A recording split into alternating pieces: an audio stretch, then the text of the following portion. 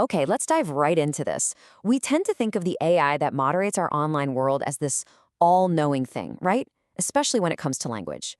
But what if I told you there's a massive blind spot, a whole universe of communication that our smartest algorithms just, well, they don't get it all? Take a look at this. Now, at first glance, you might think, oh, that's just a typo. But nope, this is a real comment pulled right from social media. It's a blend of two languages, Telugu and English, and it is how hundreds of millions of people actually naturally talk online every single day. So the big question is, what does it even mean? And maybe more importantly, why does this completely normal way of speaking absolutely stump the sophisticated AI systems that are designed to keep us all safe online? That is the mystery we're unpacking today. And the answer, well, it reveals a huge fundamental challenge for the future of AI. To really get the problem, let's just take a step back and think about how we're usually taught a language and how machines learn it. We always start with these clean, really simple sentences, perfect grammar, like this one, straight out of a language learning video. And this one, you see? The structure is perfectly predictable. This is the kind of pristine textbook data that AI models are fed for training. It's grammatically flawless, but this perfect textbook world is about to have a head-on collision with the messy reality of how we actually talk. And here it is. Here's that collision. On the left, you've got a simple, correct sentence from a language lesson. But on the right, you have a real-world example from the research we're looking at. It's a Telugu sentence that just casually drops in the English words camping and waiting.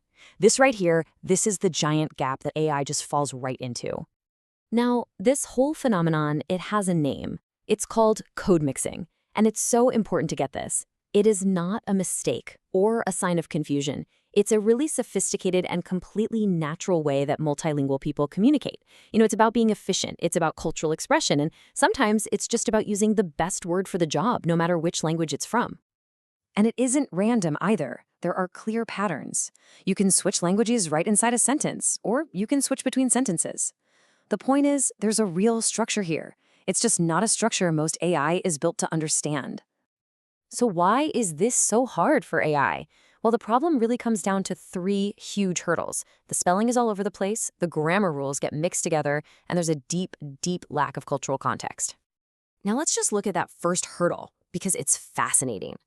Since there's no single official way to write Telugu words with Roman letters, the exact same word can be spelled in a whole bunch of different ways. An AI that's trained on correct English spelling sees these as three completely different, nonsensical words. And this just brilliantly illustrates the consequences. This quote from the research paper really says it all. If a content moderation AI can't even understand the basic meaning of a sentence, how in the world can it possibly judge whether it's abusive or hateful or just perfectly innocent? It's basically flying blind. That second hurdle, the blended grammar, is even deeper. So English follows a subject-verb-object word order. Ram goes to school. But Telugu, as you can see here, is subject-object-verb. Ram to school goes. The entire logic of the sentence is just built differently. So when you drop an English word into a Telugu sentence, you're not just swapping vocabulary, you're plugging a part into a completely different grammatical machine. And here is the real aha moment. Telugu is what's called an agglutinative language. It's a fancy term, but it just means it builds complex ideas by gluing all these little suffixes onto a root word. It's kind of like building with Legos, where each little piece adds a whole new layer of meaning. English just doesn't work that way, and this fundamental difference is a huge reason why code mixing is so tricky for machines. So how do you teach an AI to understand this? You can't just feed it more textbooks. You have to go out into the wild. Researchers collected 2,000 real-world code-mixed comments from social media, and then they had human speakers manually label every single one. I mean, talk about painstaking, but absolutely essential work. The process itself was really methodical. First, they gathered all of these real, messy comments. Then, they got fluent speakers to go through them one by one, deciding if they were abusive or not. Then, they used this brand new, unique dataset to train different kinds of AI just to see which one could finally learn the pattern. And the results, well, they're staggering. Just look at this table. Older models were barely better than a coin flip, about 52% accuracy. Even a standard neural network only hit 54%. But a large language model, an LLM, trained on this specific code mix data, it achieved over 90% accuracy. This proves the problem isn't unsolvable. It just needs the right data and the right approach.